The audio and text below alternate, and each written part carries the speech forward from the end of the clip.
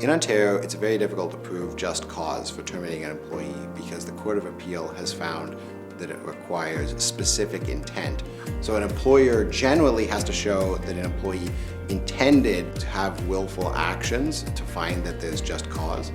Meaning, for instance, an example I use often is a security guard is found sleeping. That security guard is obviously not doing their job, but the employer would have to show generally under the Employment Standards Act that the employee purposely fell asleep.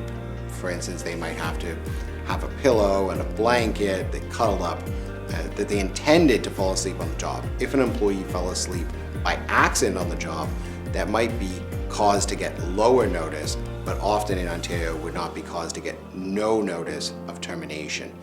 And so that's why it's important that if an employee is accused of just cause, they definitely need to be hiring an employment lawyer to make sure their rights are protected, because most employees in Ontario who are let go are owed notice of termination, even if their employer claims that there's cause to terminate them.